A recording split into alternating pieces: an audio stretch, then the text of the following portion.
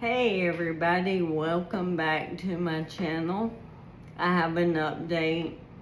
I hope it is not too long, but I feel it's an important part of my story and I want to share. Also find it interesting.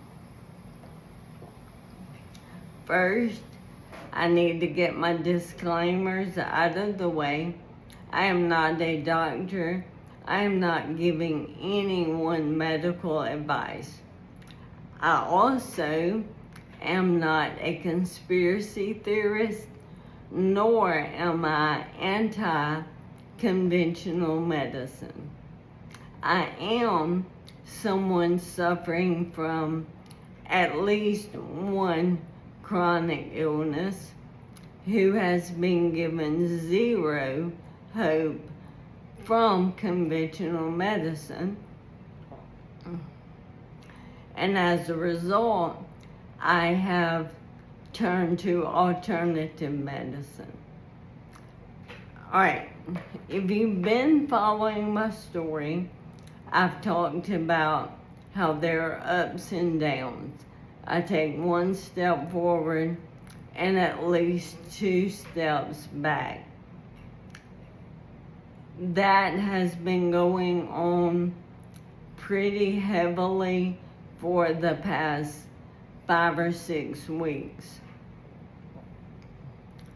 Normally, when I have a setback, within a few days or a week, I begin to see improvement. Maybe not improvement from the entire process, but at least returning to what I was prior to that particular setback. So I'll set the stage. I did really good in January and February. I saw improved functionality, speech, everything. March kind of tapered off, and then April hit and I went backwards. I kept thinking, it's a spell, I'll get over it in a few days. And I would get close. I would get what I felt like was to the threshold, but I never could cross completely over. I took rest. I tried everything I could do. I talked with my doctor in Kansas the end of April. I'd been speaking with him, but in April we had a Zoom, very detailed, and he changed some of my medication. Still, I felt tired, exhausted. I felt like my function was going backwards, was getting worse. Mentally, it was exhausting. For both of us, we saw very little light during those times. And this spell, like I said, lasted 5 or 6 weeks.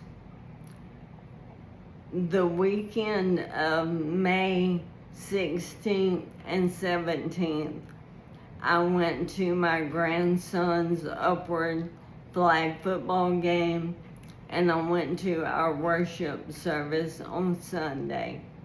Other than that, I was on the couch, fatigued, aching, just felt really bad. Had begun to think that maybe I had actually come down with something. And like I said, that was the weekend. Monday, I thought, okay, I feel a little better. The rest did me some good. But I didn't want to get too hopeful because I had gotten to that point previously, but I did feel better. Tuesday, when I woke up, I knew I had crossed that threshold. I felt like a weight had been lifted. My body just felt different. Couldn't really explain it other than that. But I told Greg, I think I'm okay. I think we've made it through this one. So I was doing therapy that day, and a lot of my exercises are in the floor. And if you recall, I've spoken about having to use a couch or chair, something to pull up on to stand up. Well, during the past few weeks, it was taking me multiple attempts.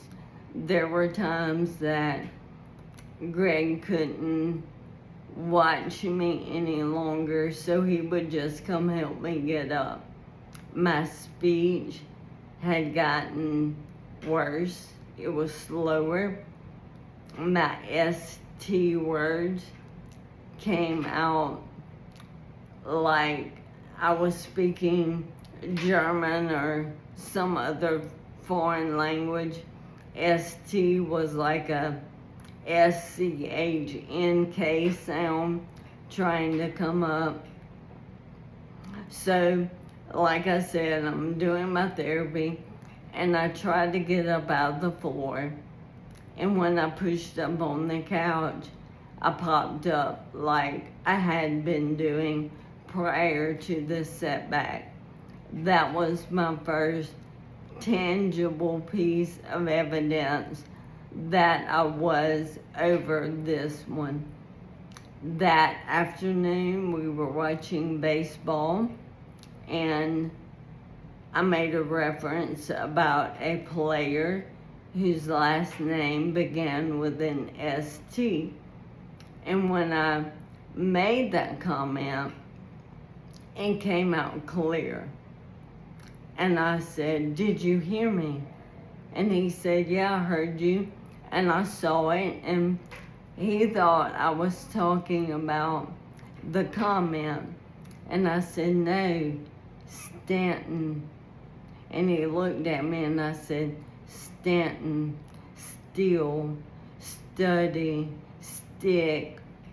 And my ST words felt normal and natural, and we both knew that was huge. There was a lot less effort. I will say my speech does take effort at times, but it came out in a clear way that was understandable. So we both kind of sighed a big sigh of relief. Hold on.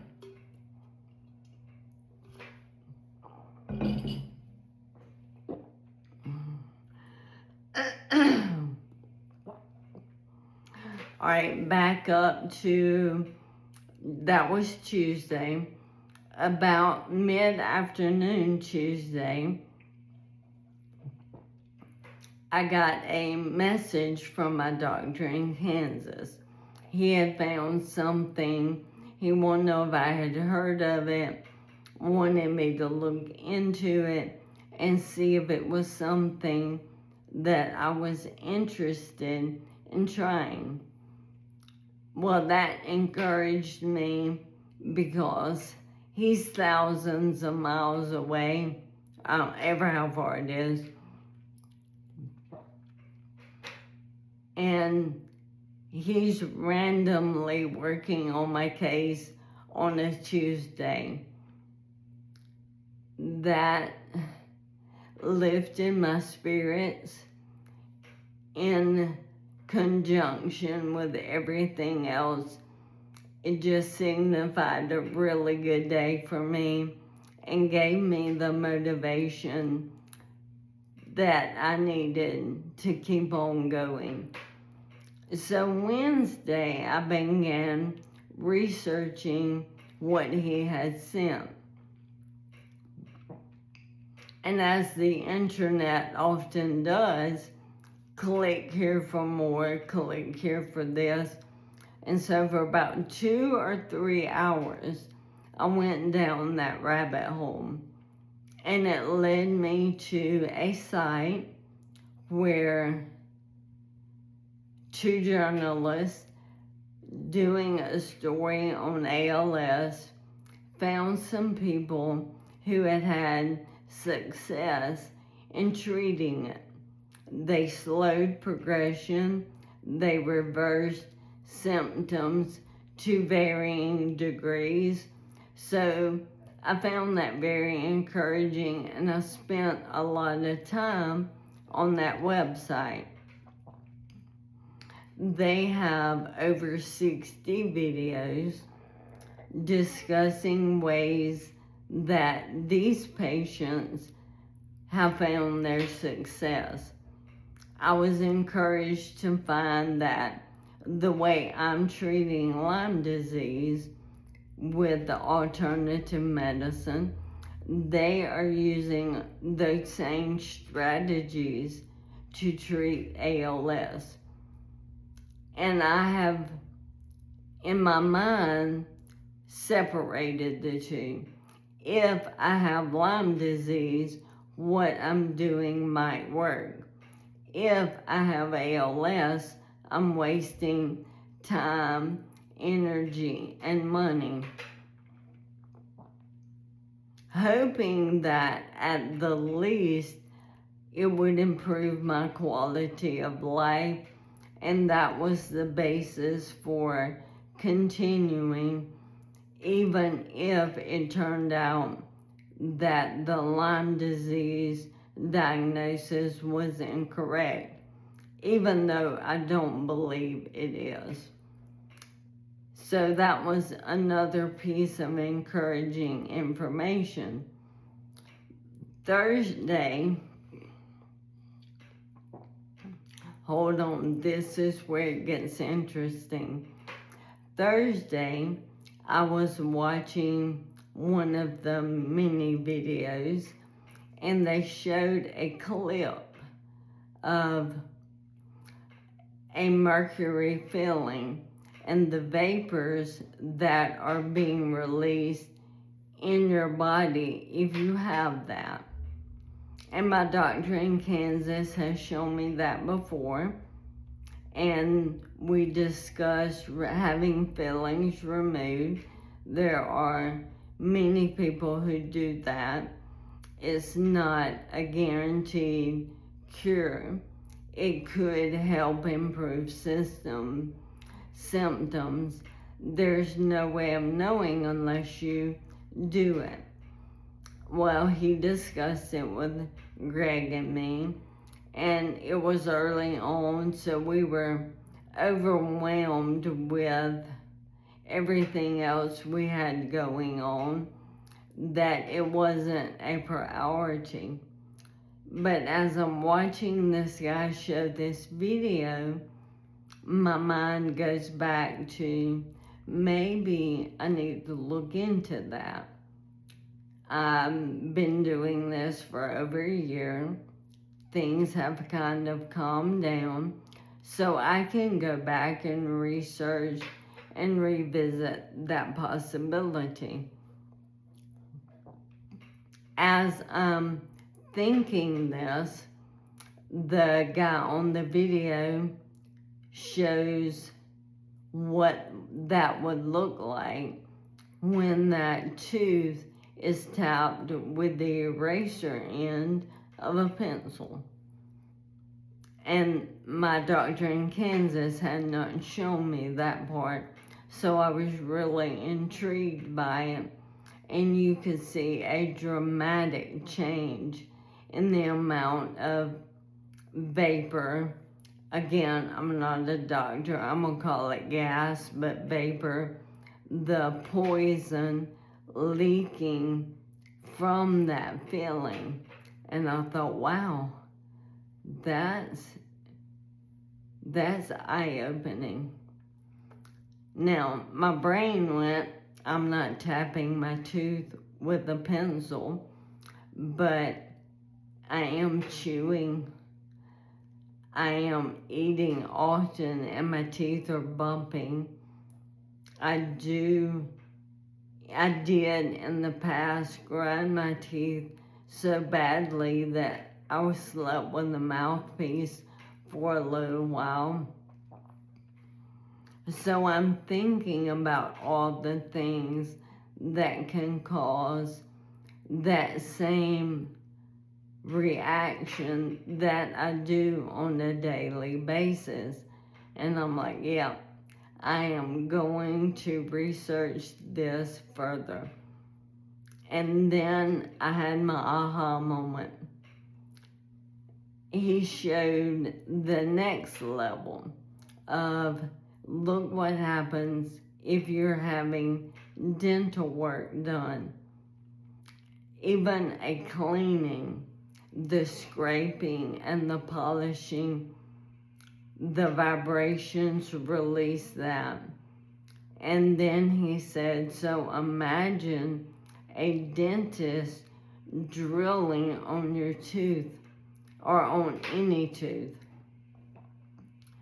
And the amount of vapor being released at that point, guys, stunned me. And at that moment, I put things together.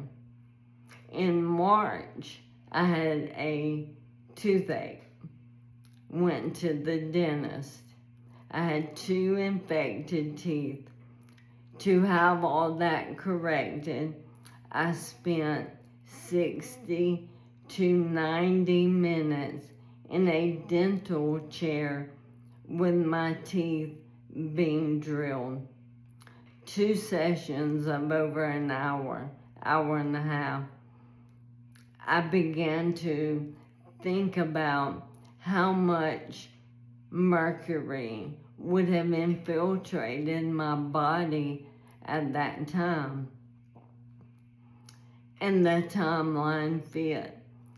The first dental session was March 24th. The second one was April 7th. And I went downhill in a way that Greg and I, we could visibly see. You guys know I ordered a walker and I use it. I wouldn't have done that if I weren't getting weaker. The end of April, like I said, I spoke with my doctor in Kansas over Zoom. And as I began to try to describe what I was feeling, he said, that sounds like heavy metals. That sounds like a metal toxicity problem. At that time, none of us, neither he nor Greg nor I, put together and remembered the dental work I had. I knew I asked the dentist if he used metal, any metal, for the root canals, and he said no. I never dreamed I needed to ask or take into account the amount of fillings that are inside my mouth. Y'all, I have more teeth with fillings than without. And later in the video that where the guy was showing all this, he said, if you're having that done, one filling can release a level that is higher than what the FDA approves as safe. So I'm multiplying that by the number that I know I have in my mouth. and it all made sense. All of that dental work led to what I believe was a toxic level of metal, and it significantly spiraled my physical health. That blows my mind that something considered safe by FDA, medical professionals, whoever, can cause that much damage. The timing of my improvement, the medicine that the doctor changed, he put me on things for heavy metal toxicity. After being on that for about 3 weeks, that's when I noticed the improvement. So, that's how I'm doing. I'm much better now. I'm back to where I was prior to this setback. So while I'm not a conspiracy theorist and I'm not giving medical advice, my eyes have been open to a lot of things that maybe I should do a little more research on before I let anyone say, here, take this. It's safe. This is standard practice. I'm not telling you what to do, but based on my experience, I think it would be wise if we all thought about what we are putting into our bodies. Last thing, I want to end my video by saying one more thing that I am. I started with I am not, and I told a few things that I am. So in closing, most importantly, I am a believer in God Almighty. I am a Christian, and I believe that any healing that I receive will come from Him, whether it's conventional medicine, alternative medicine, whether it is temporary healing here on earth or ultimate healing in my eternal home. It's all in His hands. I will continue to fight. I've got a lot of that left in me, and I will trust Him with the results. So thank you guys again for lifting us up, praying for us, and I will continue to keep you updated and hopefully encourage you if you're struggling. Hopefully encourage you in your faith. And if you ever want to talk more with me about my faith and about my Lord, just message me. I'll be happy to tell you of all the things that He has done for me. He is faithful, and He is always with me, and I'm trusting Him. He will provide.